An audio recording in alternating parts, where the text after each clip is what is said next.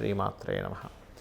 ప్రేక్షకులకి ఆ లలితాంబిక అమ్మవారి యొక్క అనుగ్రహం పరిపూర్ణంగా కలగాలని మనస్ఫూర్తిగా కోరుకుంటూ మనం ఈరోజు చెప్పుకోబోయే టాపిక్ ఏమిటంటే 2025 సంవత్సరంలో 12 లగ్నాల వారికి, లగ్నాలు తెలియని వారి రాసుల వారికి ఎలా ఉండబోతుంది. అయితే ఇక్కడ మీకు సందేహం కలగవచ్చు, ఏమంటే మన తెలుగు సంవత్సరం కదా 2025 ఎందుకు చెప్తున్నారని.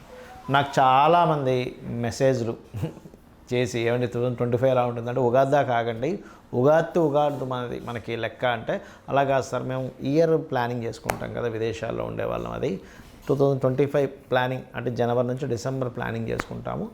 ఆ ప్లానింగ్ పరంగా మేము ఎక్కడ ఇన్వెస్ట్మెంట్స్ ఎలా చేయాలి, ఎలాంటి జాగ్రత్తలు తీసుకోవాలనేది మాకు ఇయర్ టు ఇయర్ తీసుకుంటాము. బట్ మీరు ఇదొక్కటి మాకు కొంచెం చెప్పండి అని చెప్పి అడుగుతూ ఉంటే ఒక్కొక్కరికి చెప్పడం కుదరదు, అది వీడియోలు చేస్తానులేండి అని చెప్పి అనడం జరిగింది. కాబట్టి ఈ 2025 యాక్చువల్గా అయితే మళ్ళీ చెప్తున్నాను, గుర్తుపెట్టుకోండి, మనది కేవలం ఉగాది నుంచి ఉగాదియే కొత్త సంవత్సరం. అంటే ఇది ఇంగ్లీష్ రిలేటెడ్, ఇంగ్లీష్ అంటే మనకి బయట దేశాల్లో ఉన్నటువంటి సంస్కృతి ఇది. కాకపోతే మనది మాత్రం ఉగాది నుంచి ఉగాది. మళ్ళీ చెప్తున్నా, మళ్ళీ మరోలా అనుకోకండి.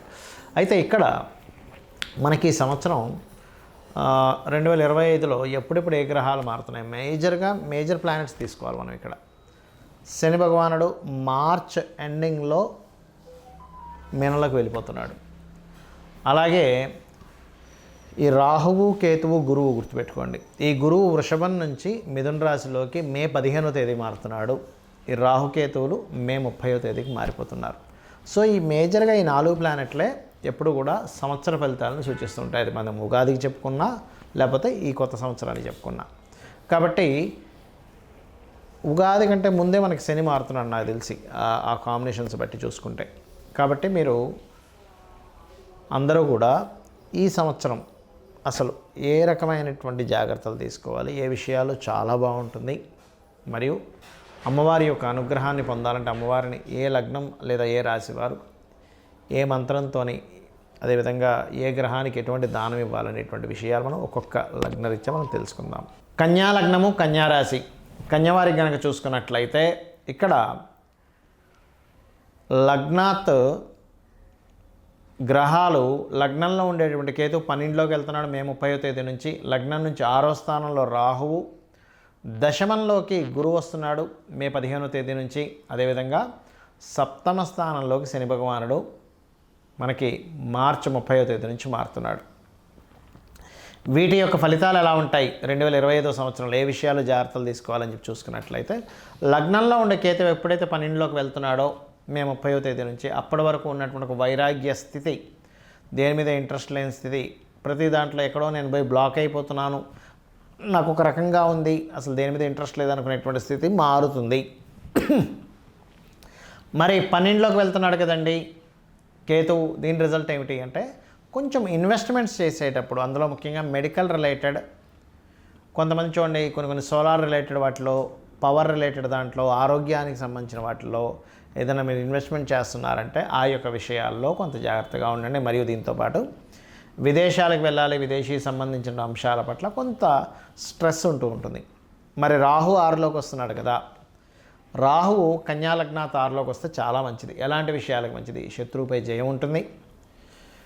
విదేశాలకు వెళ్ళి ఉద్యోగాలు చేద్దాం అనుకునేటువంటి వారికి ఇక్కడి నుంచే విదేశీ కంపెనీస్తో కొంత టైఅప్స్ ఏర్పడడం, దాని ద్వారా కొంతవరకు వీళ్ళకి ఉద్యోగ అభివృద్ధులు ఉంటాయి, అటువంటి యోగాన్ని ఇస్తుంది. అలాగే ఈ 5, 6 అధిపతి అయినటువంటి శని 7వ స్థానంలోకి వెళ్ళాడు. దీనివల్ల ఏమిటండి అంటే ఇక్కడ కొంతవరకు వివాహ సంబంధించినటువంటి విషయాలు ఇదిగో అయిపోతుంది అనుకునేది కాస్త కొంచెం స్లో అవుతూ ఉంటుంది. అందులో ఎవరైనా ఇష్టపడిన వారిని వివాహం చేసుకుందాం అనుకుంటుంటే కొంతవరకు కొన్ని ఆటంకాలు రావడం, ఇట్లాంటివి కూడా ఏర్పడతాయి. బట్ ఏదేమైనప్పటికీ కూడా ఈ 7మంలోకి వెళ్ళినటువంటి శని మాత్రం ఖచ్చితంగా ఉద్యోగ సంబంధించినటువంటి విషయంలో, ఎందుకంటే కర్మకారకుడు, ఉద్యోగాలకు కారకుడు, వ్యాపారాలకు కారకుడు, ఆ శని భగవానుడు ఎప్పుడైతే 7మంలోకి వెళ్తాడో ఉద్యోగ అభివృద్ధిని, ఉద్యోగం వచ్చేలా చేస్తాడండి. అదొక గొప్ప విషయం అక్కడ. అలాగే గురువు 10వ స్థానంలోకి ఎప్పుడైతే వస్తున్నాడో, ఇక్కడ మీకే కాకుండా మీ యొక్క జీవిత భాగస్వామి కూడా ఉద్యోగ అవకాశాలు రావడం, మీరు ఏదైనా ఒక ప్రాపర్టీ 4వ అధిపతి కేంద్రంలోకి రావడం అనేటువంటిది ఒక ప్రాపర్టీ యోగాన్ని ఇస్తుంది. అంటే ఎప్పుడైనా సరే ఏదైనా ఒక ప్రాపర్టీ కొనుగోలు చేయాలనుకున్నప్పుడు ఖచ్చితంగా ఆ యొక్క ప్రాపర్టీ ఆ వ్యక్తికి వచ్చేలా జరుగుతుంది. అది ఒక్కోసారి కొన్నిసార్లు ఏదైనా స్కూల్స్ కాలేజ్ పెట్టాలనుకునేటువంటి వారికి కూడా గురువు ఎప్పుడైతే మీకు మే 15వ తేదీ నుంచి మారుతున్నాడో ఆ 15వ తేదీ నుంచి ఈ యొక్క విషయాలు చాలా బాగుంటుంది. ఇక మీరు చేయవలసిన దేవతారాధన వెంకటేశ్వర స్వామి యొక్క ఆరాధన చేయండి. మరియు అదేవిధంగా 12లో కేతు ఉన్నందుకు కాస్త సూర్య నమస్కారాలు ఎక్కువగా చేస్తూ సూర్యుల్లో గణపతిని చూస్తూ ఆ యొక్క ఆరాధన చేయండి అనే విధాలు మీకు బాగుంటుంది. చాలామందికి కొన్ని అపోహలు ఉన్నాయి. ఏమిటంటే మూలా నక్షత్రంలో పుడితే మంచిది కాదని, ఆశ్లేష నక్షత్రంలో పుడితే అత్తగారికి గండమని. ఫస్ట్ ఇవి ఎక్కడా శాస్త్రాల్లో లేవు, గుర్తుపెట్టుకోండి. శాస్త్రపరంగా ఆశ్లేష నక్షత్రానికి అత్తగారి గండము లేదు, మూలా నక్షత్రంలో పుడితే ఇబ్బంది ఏమీ లేదు. మూలా నక్షత్రం సరస్వతీదేవి నక్షత్రం. ఆశ్లేష నక్షత్రంలో పుడితే అద్భుతమైన తెలివితేటలు ఉంటాయి వాళ్ళకి, గుర్తుపెట్టుకోండి. మంచి తెలివితేటలు అయిన వాళ్ళు ఉంటారు. ఎందుకంటే చంద్రుడు బుధ నక్షత్రంలో ఉన్నాడు. ఇది మీరు అర్థం చేసుకోవాలి. మూలా నక్షత్రంలో పుట్టిన వాళ్ళకి ఆధ్యాత్మిక యోగం కూడా బాగుంటుంది. తల్లిగారు మంచి అంటే ఆధ్యాత్మికంగా ఉండే యోగాలు ఉంటాయి. బట్ ఎక్కడో కొన్ని జాతకాల్లో, ఒక 1000 జాతకాల్లో ఒకటి ఫోర్త్ లార్డ్ పాడైతే చెప్పలేం. కానీ అదర్వైజ్ ఇవి నక్షత్రాన్ని బేస్ చేసుకొని అస్సలు వీళ్ళకి వివాహం బాగోదని ఇట్లాంటి మూఢనమ్మకాల నుంచి బయటకు వచ్చేసేయండి ఫస్ట్. ఇక రెండవది, జ్యోతిష్శాస్త్రంలో లేనటువంటి కొన్ని విషయాలు ఎవరో జొప్పించి అనవసరంగా భయభ్రాంతులను చేస్తున్నారు. అదేమిటి అంటే ఏలినాటి శని వస్తే ఏమీ అవ్వదు, ఏ పని జరగదు అనుకుంటారు. తప్పు. ఏలినాటి శని వస్తే మీకు కొంచెం ఒక పనిని 4 సార్లు చేయాల్సి వస్తుంది అంతే. ఎందుకంటే నేను మీకు గతంలో ఒక 10 ఏళ్ల క్రితం కూడా కొన్ని వీడియోలో చెప్పాను. ఏమండి, సీనియర్ ఎన్టీఆర్ గారు ఏలినాటి శనిలోనే సీఎం అయ్యారు. పిఎం మోడీ గారు ఏలినాటి శనిలోనే ఆయన 10 సంవత్సరాలు ఏలాడు. ఇంకొక నడుస్తూనే ఉంది, ఇంకొక 11వ సంవత్సరం కూడా నడుస్తుంది. జగన్ గారు కూడా ఏలినాటి శనిలో అష్టమ శనిలోనే ఆయన సీఎం అయ్యాడు, మిథున రాశి అయింది. చంద్రబాబు నాయుడు కూడా సీఎం అయిందంటే అంటే అర్థం ఏంటి ఇక్కడ? ఏలినాటి శని సీఎంలు అవ్వడానికి, పిఎంలు అవ్వడానికి, ఉద్యోగాలు రావడానికి, పెళ్ళిళ్ళు అవ్వడానికి, అదేవిధంగా రకరకాలు మనం చూడండి ఇట్లాంటి వాటికి ఎక్కడా కూడా ఇబ్బందిని ఇవ్వడు ఏలినాటి శని. మరి ఏం చేస్తాడండి? శ్రమనిస్తాడు. మనం కష్టపడుతున్న అవతల వాళ్ళు గుర్తించట్లేదని ఒక బాధ ఇస్తాడు ఏలినాటి శని. అరే నేను ఇంత మంచి చేస్తున్నానే అంటే ఏమిటి? రియలైజేషన్ కావాలి మీకు. నువ్వు ఎవరో గుర్తించాలని నువ్వు పని చేయకు. నీ పన్ను, నీ కర్మ నువ్వు చేసుకుంటూ వెళ్ళిపో. దానికి సంబంధించినటువంటిది ఏదైతే రిజల్ట్ ఉందో నాకు వదిలే అంటాడు శ్రీకృష్ణ పరమాత్మ. అలా ఏంటంటే మన కర్మ మనం చేసుకుంటూ వెళ్ళిపోవాలి ఏలినాటి శని సమయంలో. ఇంకొక మూఢనమ్మకం ఉంది అందరికీ, కాలసర్పదోషము. అరే అక్కడ అసలు గ్రహాలన్నీ రాహుకేతులకు ఒకవైపు వస్తే కాలసర్పదోషం అని చెప్పారు శాస్త్రంలో. రెండవది, కాలసర్పదోషం కాలానికి అప్లై చేయాలి, జన్మజాతకానికి కాదు అని చెప్పారు శాస్త్రంలో. అసలు గ్రహాలన్నీ ఒకవైపు ఉండవు, 1-2 గ్రహాలు బయట కూడా ఉంటాయి, దాన్ని కాలసర్పదోషం అంటారు. ఆ కాలసర్పదోషం ఉందని రకరకాల భయభ్రాంతులు చేయడం, ఇది అసలు కరెక్ట్ కాదు, గుర్తుపెట్టుకోండి. జ్యోతిష్ శాస్త్రంలో ఇవి కాదు. ముఖ్యంగా ఇవి ఉన్నాయి, కొంత పర్సెంటే దీని ప్రభావం.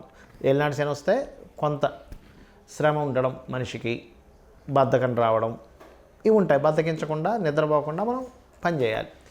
కాలసర్పదోషం ఉంటే నేను ఇప్పటికీ చాలాసార్లు చెప్పాను, 140 మంది ప్రెసిడెంట్ల జాతకాలు చూశాను. 140 మంది ప్రెసిడెంట్లకి కాలసర్పదోషం ఉంటే వాళ్ళ దేశాలను వెళ్ళారు అని చెప్పారు. సో ఫస్ట్ మీరు మైండ్లో నుంచి దాన్ని తీసేసేయండి దయచేసి. ఇది కాదు అసలు మీ లగ్నం ఎంత స్ట్రెంత్గా ఉంది, లగ్నం ఎందుకు మీకు ఇది అవ్వలేకపోతుంది, మీ లగ్నాధిపతి ఎవరు, దాన్ని స్ట్రెంత్ చేసుకోండి. ఆ గ్రహం దగ్గర దీపారాధన చేయండి. మీ ధనాధిపతి ఎవరు, లేదా అమ్మవారి యొక్క నామం చేసుకోవడం. ఓం సంపత్కరీ సమారూఢ సింధుర వ్రజ సేవితాయ నమః నామం భక్తి శ్రద్ధలతో చేయండి. ఎందుకు ఇవ్వదు అమ్మవారు? ఖచ్చితంగా మీరు నామం చేస్తున్నారంటే ఒక్కొక్క అక్షరము పలికేటప్పుడు మీ ముందునే ఉంటుంది, గుర్తుపెట్టుకోండి. మీ కళ్ళ ముందే ఉంటుంది అమ్మవారు, అర్థమైందా? అలాగే సిబ్లింగ్స్తో ఏదైనా గొడవలు వస్తున్నాయి, 3వ అధిపతి ఎక్కడో పాడయ్యాడు, కుజుడు ఎక్కడో పాడై ఉంటాడు, అంతేగాని సిబ్లింగ్స్తో గొడవైనా ఏలినాటి శని.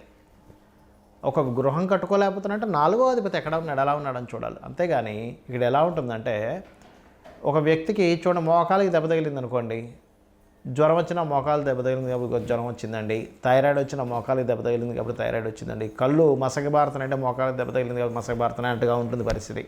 కాబట్టి అది కాదు, శాస్త్రం అది కాదు, గుర్తుపెట్టుకోండి. మీ అధిపతి మీ లగ్నం నుంచి ఎన్నో అధిపతి ఎలా ఉన్నాడో దాన్ని బట్టి మీకు ఇబ్బంది అనేటువంటిది మీ పూర్వజన్మ కర్మ వల్ల వస్తుంది. ఆ కర్మను తొలగించుకోవాలి. ఇంకొక మూఢనమ్మకం, అన్నిటికన్నా పెద్ద మూఢనమ్మకం ఉంటుంది, గుర్తుపెట్టుకోండి. మీరు చేసినటువంటి కర్మలు అంటే మీరు నేను అందరం గుర్తుపెట్టుకోండి, మనందరం చేసినటువంటి కర్మల ద్వారా మనం అనుభవిస్తుంటాం ఈ జన్మనెత్తి. ప్రతి జీవి కూడా దీన్ని తీసుకెళ్ళి దేవుడు కంట కడతాం. ఎట్లాగా? దేవుడు లేడు, దేవుడు ఉంటే నాకు ఇన్ని కష్టాలు వస్తాయా? ఇప్పుడు ఒక టీచరు చక్కగా క్లాసులో ఉన్న 50 మందికి క్లాస్ చెప్పింది, తర్వాత ఎగ్జామ్ పెట్టింది. వీడు సరిగ్గా టీచర్ చెప్పింది వెనక సరిగ్గా రాయకపోతే టీచర్ చెప్పనట్ట, టీచర్ లేనట్ట. నువ్వు చేసినటువంటి కర్మకి నువ్వు అనుభవిస్తున్నావు. అది మంచి కావచ్చు, గుడ్ ఆర్ బ్యాడ్. గుడ్ అయినా మీ కర్మే, గుర్తుపెట్టుకోండి. మీకు ఒక బాగా కలిసి వచ్చిందన్నా మీ కర్మే, మీకు ఇబ్బంది పడుతుందన్నా మీ కర్మే. మరి దేవుడు ఎందుకు అంటే, చిన్న ఎగ్జాంపుల్తో చెప్పి నేను ముగిస్తాను, గుర్తుపెట్టుకోండి. ఒక పిల్లవాడు స్కూల్కి వెళ్తున్నాడు రోజు. అక్కడ ఒక వీధిలో కుక్క ఉంది. ఆ కుక్క వెంటపడ్డము అరవడమో చేస్తుంటే వీడికి భయపడుతున్నాడు.